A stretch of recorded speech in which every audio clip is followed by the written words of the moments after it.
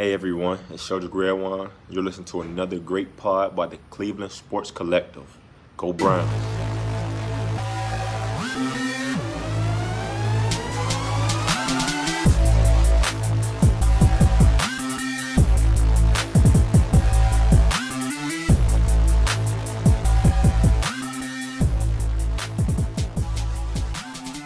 All right.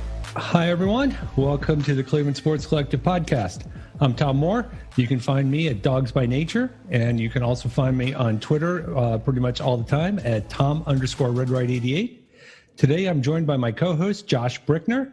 You can find Josh on Twitter at, appropriately enough, Josh Brickner. Pretty so how's it simple. going today, Josh? It's going well, Tom. Thanks for having me. Excited to do this today, and hopefully for the rest of the year we can talk Browns, and hopefully we'll have a better post-game discussion on Friday or Saturday than we are today. I know they better. That's the one good thing about, as bad as it was yesterday, you get to turn around and come back right then Thursday night without having to wait too long. But the flip side of that is, oh, crud, they're coming back Thursday night. This could be really bad if things don't get turned around here pretty quick. Absolutely. I mean, it'll be a hungry Cincy team that, the way they lost yesterday. So I know it's kind of funny. I didn't see the video, but I saw some of the photos of the Bengals kicker. I guess after he missed that kick at the end of the game, he started grabbing it at his calves or his hamstring or something. It reminded me of Rodney Dangerfield in Caddyshack. It's like, I missed the kick. It's like, oh, I'm hurt. Oh no. It's like, Come on, dude. Yeah, I was watching that and just felt bad for Joe Burrow played well, so we can discuss that at the end, but I know we're here to talk about yesterday's unfortunate performance. So. Yeah, and unfortunately, we got the Browns got their own kicking woes that we'll cover here in a bit. So, obviously, Browns opened the season again yesterday. Another week one loss. That's been happening every year since 2004. Another coach makes his debut. Kevin Stefanski is now I believe, the 10th consecutive Browns coach to lose his first game. Last one that won his first game, his Browns coach, was Bud Carson. Wow. And it's just, you kind of didn't expect, I don't want to say didn't expect them to win, but it wasn't necessarily surprised that they were going the road and lose to Baltimore. What I found really disappointing was that they just didn't seem competitive. They didn't seem prepared. And this is what's always bugged me about these season opening games. I know you can't spend the entire offseason just focusing on week one. But week one is the one game you have the entire summer to prepare for. You know who you're playing. You have all that time to put in a game plan to highlight what you do well, take advantage of what the other team does poorly. And it seems like the Browns can never, ever get their act together and come up with a game plan, no matter how long they have to prepare for it to open the season. It's just maddening. It's something that I can't explain to you. I was talking last week, the last time the Browns won that home opener in 2004. I was there as a sophomore in college. Couldn't get a beer at the game because I was only 19. And I remember just that whole offseason, we were ready for that opening Ravens game. Jamal Lewis, I think, had set the rushing record the year before, and we shut him down that day. It seemed like that's really the last time we were just ready and fired up for an opening game. This season, we had the kind of truncated offseason with coronavirus. It changed things, but to me, it's something, it's almost inexcusable. You're going to face a team that really got embarrassed in the playoffs and was coming out ready to roll. And they said we embarrassed them last year in their own home turf. So they were looking for revenge on us. I just don't know how we weren't ready. It seems like they were playing a 7-on-7 passing scrimmage. The Ravens were at times. I know we were trying to blitz to disrupt Lamar Jackson, but some of those throws those guys were wide open. I don't understand and then the offense. I know you're installing a new system, but wow, that sometimes it looked, when it was 3rd and 41, that was a problem. I know. And that play actually is one of those ones that really sticks out only because, well, not only, but, in large part because it started off with Kadero Hodge getting that false start penalty. And I went back and I read today, he was the only wide receiver on the field for the play. So it seemed like they were running a play to highlight Kadero Hodge. Yes. And if you're only going to have one wide receiver on the field, no disrespect, I really don't want it to be Kadero Hodge, and it makes me wonder why your only wide receiver on the field is Kadero Hodge instead of Jarvis Landry, Odell Beckham Jr., Rashard Higgins, anybody else. Well, it seems like Hodges won that third. It seems like, he at least got the first crack at the third receiver role. And I know Landry, they're trying to keep him on, I don't want to say a pitch count, but I know they were trying to keep his snaps manageable coming back from the hip surgery. OBJ, he's such an enigma sometimes. I just don't understand it. He's such a talented football player. And when he's at his best, he's one of the best in the entire league. But I don't know if we've really seen that since he's been here. I don't think we've seen OBJ do OBJ things since he's put on a brown and orange uniform. I really don't. And you're right. If you're going to run a play for a receiver, it's got to be him. If you have one receiver, and I don't understand it. I'm with you. I don't know why. It was Kadero Hodge, and then that just started the, domino effect of that series. And it's just one of those things. And, you don't want to pick out just one play because it wasn't the big, but it was one of those plays that really stood out as this is the kind of thing we've seen in the past from these, from the coaches where I'm going to try to outsmart everybody. Yes. And I never thought in the last 6 months of him being on the job that Stefanski would be somebody who'd come out and be like, oh, we're going to try to outsmart somebody. But we saw that a few other times, which we're going to kind of get to here in a bit. So let's really try to kind of start with some positives here, as few as there are. The couple that we have. And of course, the first positive has, turned into a negative today. Yep. But David Njoku, the guy who, I wanted to get out of here because he let his agent, get in his ear, trade me. Then he said, no, don't trade me. Half of Browns Nation was ready to either cut him or release him or just get rid of him in any way, shape, or form. Of course, he comes out, scores the only touchdown of the game, and, has another big pass later on, looks really good.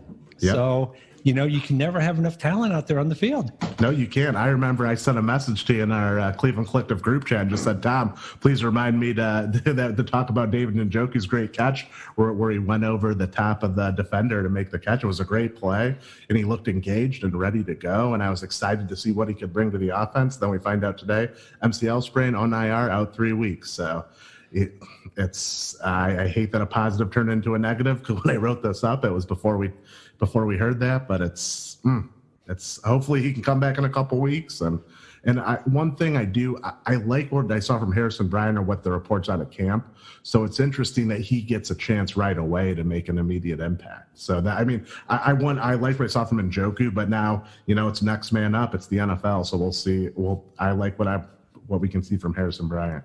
Right. And that's a perfect example of why having three viable tight ends is not a problem. Yes. One guy goes down, then all of a sudden you're not back to where you were last year, where, you're running out Stephen Carlson and Farrell Brown and these guys that have absolutely no ability to do anything, because Baker likes throwing to the tight ends and the more talented ones you can have out there. But it is good because it does give, Bryant that opportunity to really, over the next 3-4 weeks, get a lot of snaps out there. And hopefully for Njoku's sake, it doesn't turn into what happened last year where, he got injured week 2 and basically that was the end of his season for a lot of, a lot of different reasons.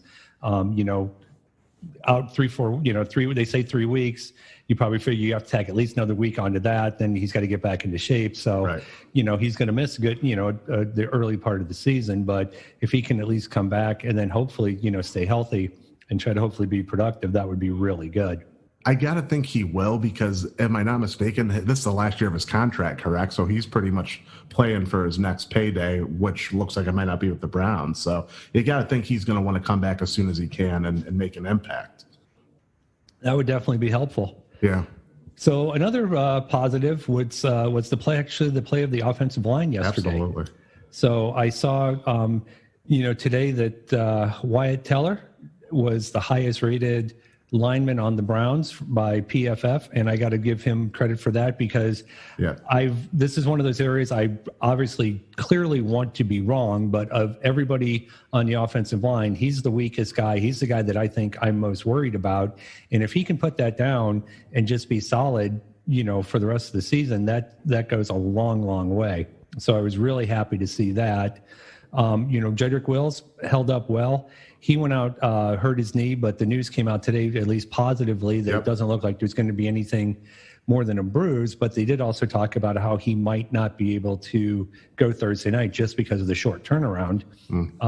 J.C. Treader came back. He was solid. Batonio, Conklin, this was not – there were problems yesterday, but I don't think the problems were along the offensive line. No, not at all. I think what we finished in the top 10 in pass blocking win rate on Sunday as well was the stat that I think Jake Burns or Jake Trotter put out there today.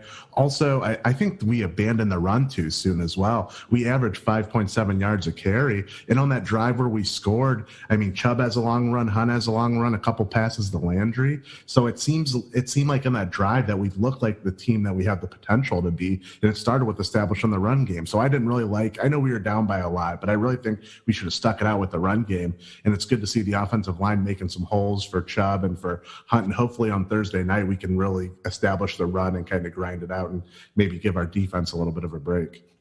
Yeah, that would be really good. And I know it's hard once you fall behind, but I totally came into the season expecting, at least through the first quarter or so of the season, that they were really going to rely on that running game, because when all else is going wrong, just give it to Chubb and give it to Hunt and just get out of the way and let those guys do the work. And, you fall behind, especially, things didn't go well at the end of the first half, which is, something that we've all grown used to.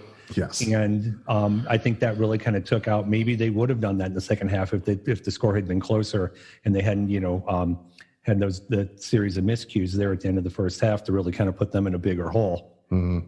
Yeah, I know we'll get into it when we talk about OBJ and the unfortunate negative side, but drop a third down, easy third down pass, shank a field goal, let them drive kind of with, let them drive without much resistance to put you down 3 scores. And it was pretty much over at that point. But yeah, and the other thing, just going back a minute to talking about, Wills maybe not being able to go because he's a little banged up for Thursday night. It's going to be interesting to see, because the Browns and the Bengals are going to be the first test this year of a team coming in, playing Sunday, having to turn around Thursday night, which, they've always, over the years, everybody's always talked about, that's hard on the players to do. But it's going to be interesting to see how it's going to happen this year without that full preseason that they're used to.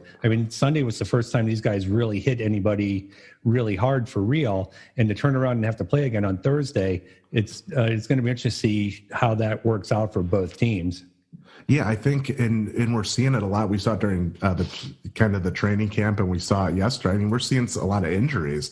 I think that for that quick turnaround, it's really going to put some guys on both teams in danger there. Because is your body conditioned to do that? It probably isn't. But I complained about the preseason as much as anybody, but it shows you why they needed that to kind of get their bodies ready to go for the grind of a 16-game NFL season. Definitely. All righty. I think we've procrastinated long enough here. We did. It's week 1. It's a loss. There's got to be negatives. Yeah. And we're going to start off with whether it's a negative, whether it's fair or not.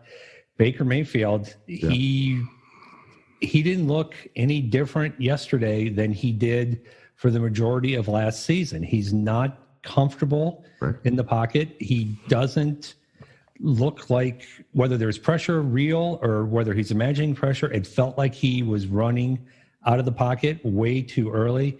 He was on his first read, it seemed like, more often than not, and he would not get over to that second read. And it's only 1 week. It's only no preseason. And I know it's a new system, but something is wrong. And if something is really wrong, this team's going to be in got a lot of problems. Absolutely.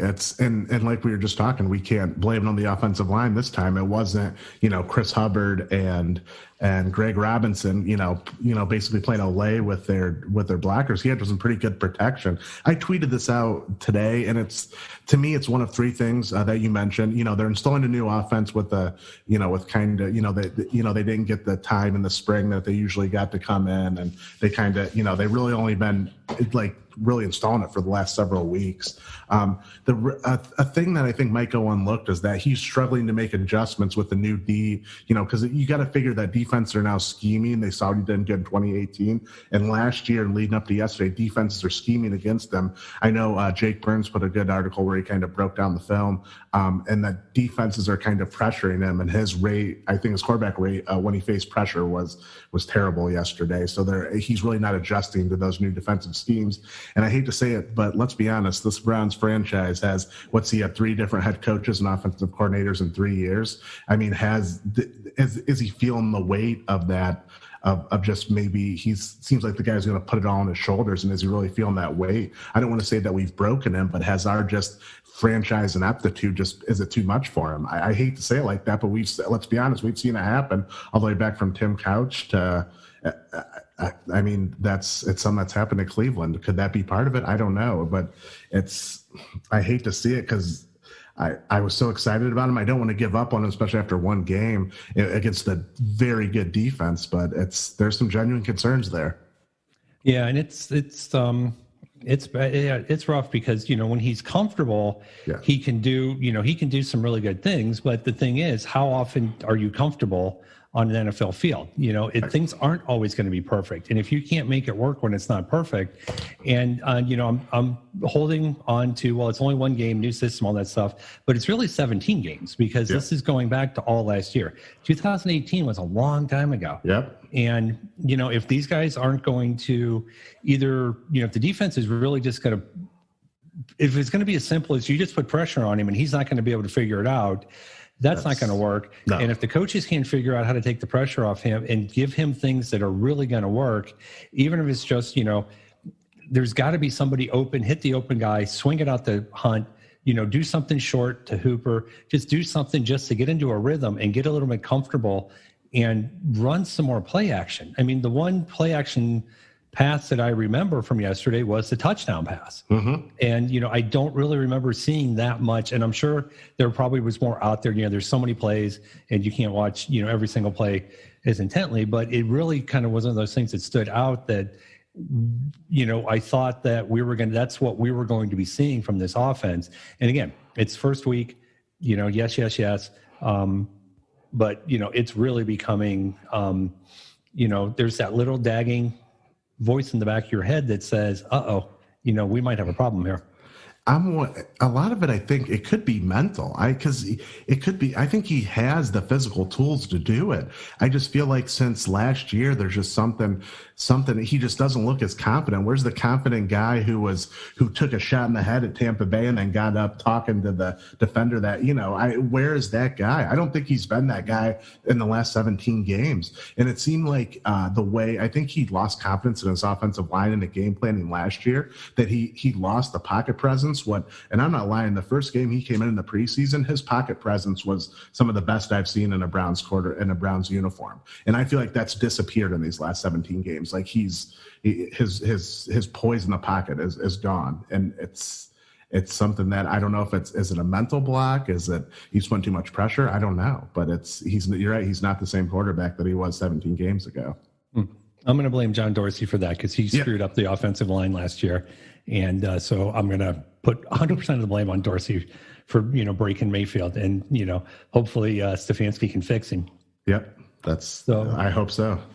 One way to possibly fix Baker would have a little more reliability from the team's number one star wide receiver, Odell Beckham.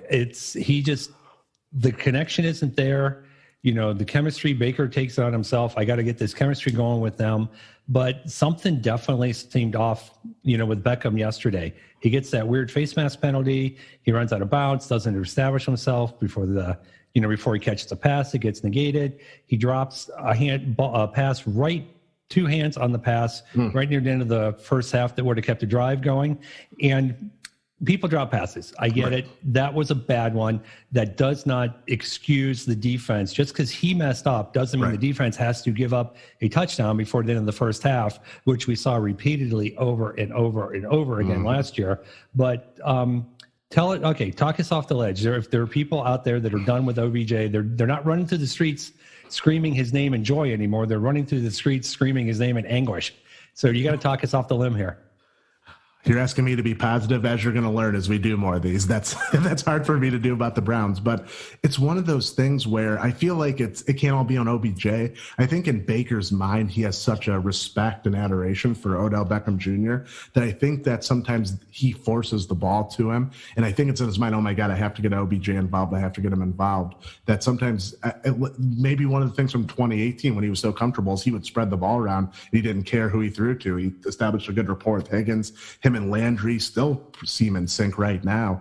I think it's a frustration on both sides where OBJ, he's been known to get frustrated when things aren't going his way. And I think that makes Baker press a little bit. So I think if they both can just say, look, we're both here to win football games. I want to get you your targets. I mean, they gave him 10 targets. I want to get you good targets. So I'm not going to force the ball to you if you're not open. I know every receiver thinks they're open, 99.9% of the time. But if you're not open, I'm going to throw it to Jarvis. I'm going to throw it to Higgins, to Hunt, to Chubb, to Hooper, to Bryant.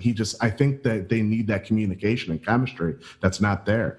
Baker feels like he has to force the ball, and OBJ gets frustrated, for example, in that long pass where he had OBJ, I think was that late in the third quarter, and he overthrew him. So I think when he's open like that, Baker gets stressed and presses and misses him. So I just feel like it's kind of a two-way street there. So I will say, do not give up on OBJ. He's got the talent. He appears healthy. Once he puts it all together, I think this offense is going to take off. Well, that's the thing. We've been waiting 17 games now for him to put it together. I know. But I wonder sometimes, too, if just he's the type of person, and I don't want to project anything, but is he the type of personality that if once things start not going his way or the team's way, I think when things are going wrong, you can see Landry fight through it. Yes. Does Beckham have, for whatever reason, does he have the makeup that's like, I'm going to fight through this, or it's just like, I'm going to let the frustration get the best of me? And I mean, that happens to a lot of people. You get frustrated, you just can't get out of it. And I just wonder sometimes if that's going to be the case with him, that when the adversity strikes, for whatever reason, he just can't overcome the frustration and kind of like put that away and focus on, the next play rather than focusing on the last play that didn't work out. And to your point on Baker, sometimes forcing the ball to him, I remember there was one play yesterday, and I think it was one where he almost got intercepted. He threw a pass to Beckham, and Beckham was literally squarely in the middle of four Ravens defenders. They had basically a box around him. And I started counting. It's like, okay, if there's four guys on him, somebody has to be open somewhere else on the field. Yes. Unless it was one of those weird formations where he was the only wide receiver out in coverage or in the pass. I don't believe I'm pretty sure he was not. I know the play you're talking about, yes. But it's like, come on, you don't have to just don't throw it to him. It'll be okay. Yeah, and you told me to be positive, so I'm gonna take the other side. Yeah, he seemed. I mean, let's be honest. He fought the kicking net in New York. He had his issues. I think he is kind of a guy where if things aren't going well, can he bounce back from it? I'm not sure if he can. I don't know. I think he was ready to come here and prove the Giants wrong and prove everyone wrong. And when things went off the rails last year, I didn't know if he ever really come back from that. I don't know. He tried, he played hurt because he felt like he owed it to everybody. And has he ever really came back from that mental, just having that confidence, that swagger that makes him one of the top 5 receivers in the league when he's on his best? I don't know if he's ever gotten that back since he's been here. Yeah, I know. Because, there's no, it's silly to question the talent. The talent is obviously there. Everybody's seen it. They just haven't been able to unlock it since, he showed up in town. Right. So it's sad because, we finally get nice things here for the Browns. The game-breaking receiver we've been waiting, 10, 20 plus years, for, and we can't put it all together. So. Well, that's a good transition to not being able to put it together. We could talk about the defense. We all knew that going into the season, the linebackers are going to be a question. Yeah. I think that was very much on display yesterday. The secondary, had a rough day. We're going to give them a bit of a pass, perhaps, just because, they're missing at least three. They were missing three starters out there. I'm still not sure that's an excuse for people to be completely wide open. And the only thing, now this is the thing, you told me I have to be positive. You're the negative guy, and I seem to be rolling on all the negatives here.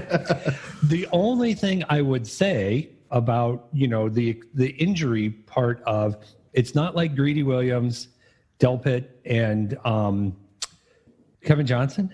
Yeah, Kevin Johnson he hurt his. He had a lacerated kidney, liver, I think, right? Liver. Yeah, it's not like all those injuries happened this week. They haven't had those guys for close to a month. They've known that they're not going to be able to play. I mean, they knew obviously Delpit wasn't going to play. I think they had a pretty good idea that Johnson wasn't going to be able to play. Who knows what's going on with Greedy in his shoulder? But they've had time to get these other guys up to speed, and I understand. It's the old Mike Hargrove saying when he was managing the Indians, the starters are the starters for a reason. Yep. And that's 100%. But if you're going to have that much of a drop off between your starters and your secondary that you can't even be within 8 to 10 yards of a receiver on a given play, that's kind of a big issue. And that kind of, takes a little bit of the shine off some of the work that the front office did in the offseason. Yeah, I mean, at times, I mentioned this earlier, it looked like a 7-on-7 passing scrimmage or a Big 12 game. I mean, there was, at least on one side, those guys were wide open. It was a problem. Yeah, we're missing three of our key pieces. And to be fair, Ronnie Harrison, I don't believe our new acquisition from Jacksonville, he didn't play very much. I know he played a little bit, but obviously he was just traded for recently. So hopefully he's can have a bigger role come Thursday night. But it's just one of those.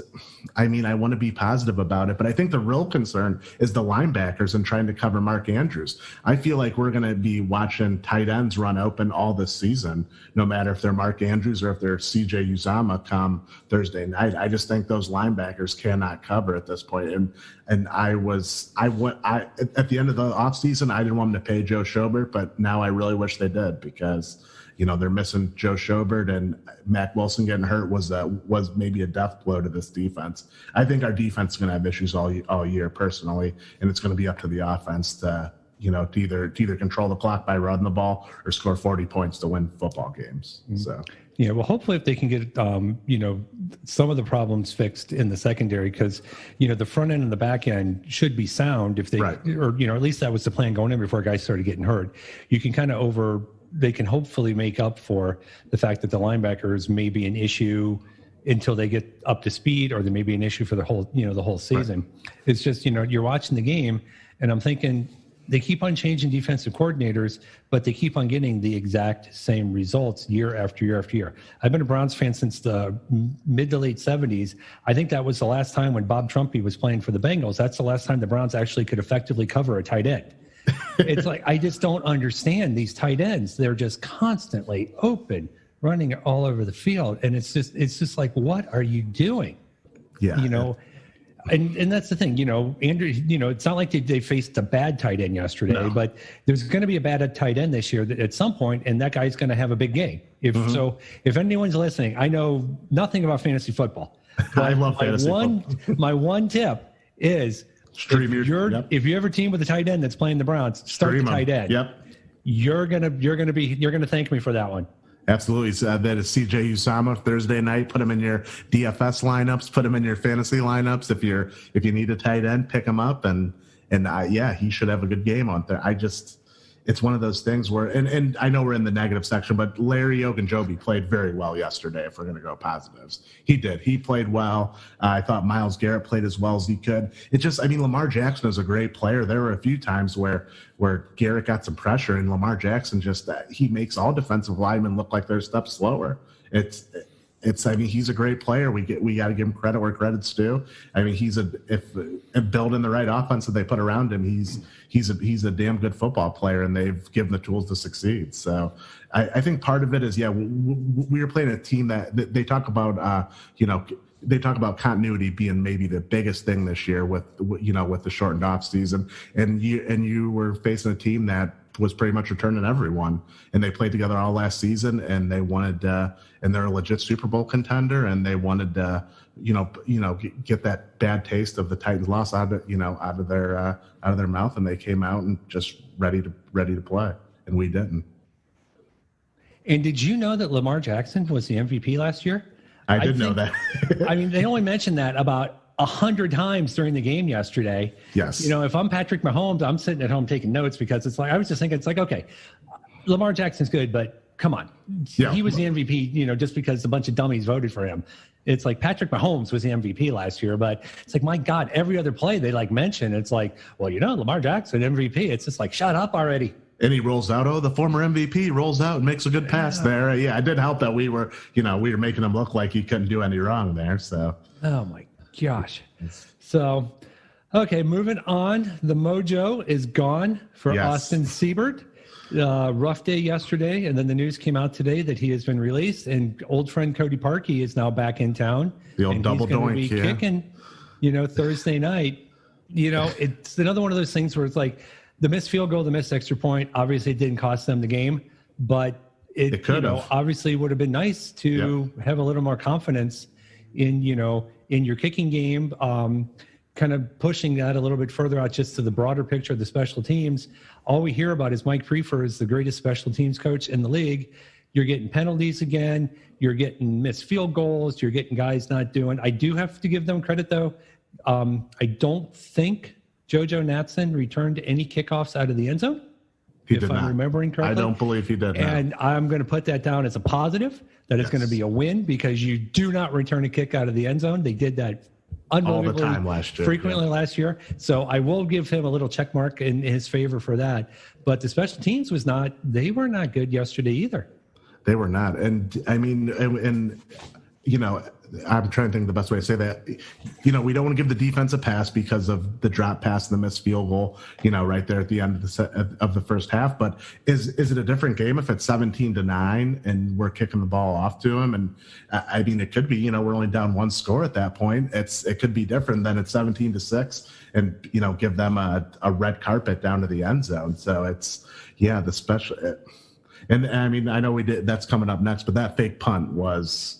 And Stefanski took the blame for it. It just, again, as we talked about earlier, thought he was the smartest guy in the room, and it was time. But even if you get it, okay, what is it, 1st and 10 on our own 35, 36-yard line?